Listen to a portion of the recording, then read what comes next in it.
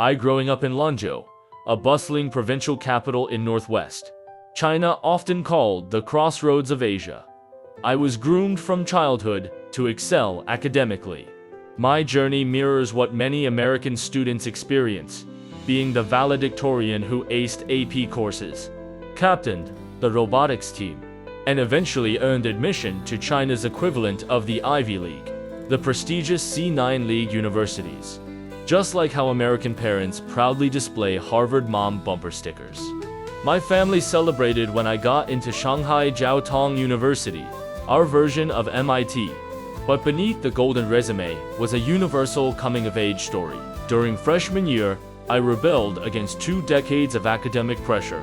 Think classic American college movies, where the strata student suddenly discovers frat parties. My GPA plummeted to 2.8 that semester, a wake-up call as jarring as failing midterms at Stanford. The next 4 years saw me transform into a pragmatic scholar. While my Yale counterparts were networking on Wall Street, I buried myself in fluid dynamics research. This led me to Tsinghua University, China's answer to Caltech, where I completed my PhD, though my academic performance was more solid B student than Nobel Prize contender. When graduation loomed, reality hit harder than a Silicon Valley layoff notice. Like many millennials worldwide, chasing fire, financial independence, retire early, I first aimed for China's booming hedge fund industry. Imagine a physics PhD from Princeton trying to break into Goldman Sachs. That was me at Shanghai's financial district, only to find that the starting salary was 8,000 yuan per month. The indefinite internship probation terms made me retreat faster than a crypto investor in 2022. Then came my Google moment, landing final round interviews at Alibaba's AI lab. The process was as grueling as Amazon's leadership principle gauntlet. Just when I thought I'd secured my golden ticket, the rejection email hit like a meta hiring freeze. Talent pool, capacity reached. My crossroads arrived last spring, a defense research institute offering military civil service stability. Think Lockheed Martin meets federal government benefits versus a rising EV manufacturer, China's Tesla challenger. Choosing between them felt like picking between JPL and SpaceX.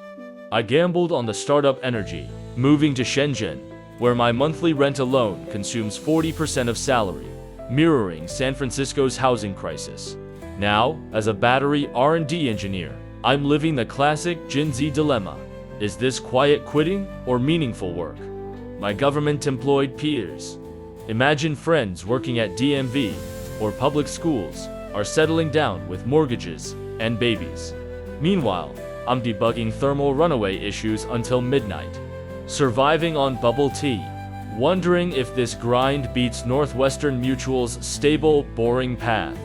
The cultural whiplash is real. My PhD in theoretical hydrodynamics proves as practical as a philosophy major at a coding bootcamp. Colleagues debate whether to lie flat, China's version of quiet quitting, or join the 996 hustle, 9 a.m. to 9 p.m., 6 days weekly. It's our generation's version of Office Space meets the social network, except set in the world's fastest evolving tech ecosystem. Last week, a TikTok video went viral here, showing a 35-year-old engineer being laid off. His sign will code for visa sponsorship haunts me. Should I return to my hometown, where 5,000 yuan month buys a comfortable life, or keep chasing the Shenzhen dream where Tesla engineers and TikTok millionaires collide? This isn't just my story. It's every University of Tokyo graduate questioning lifetime employment. Every Indian IIT alumnus choosing between Infosys and Silicon Valley. We're the global generation educated for a world that changed halfway through our PhDs, armed with quantum physics equations, but craving career GPS coordinates. Maybe the answer lies in what my American exchange friends said during our Tsinghua days. In the end, we're all just trying to adult without an instruction manual. Whether you're in Shenzhen or San Jose, that truth transcends borders. Thank you for listening to my story. I will share some aspects of my life on this channel, as well as the life stories of other young Chinese people like me. Please subscribe to my channel, and see you in the next video.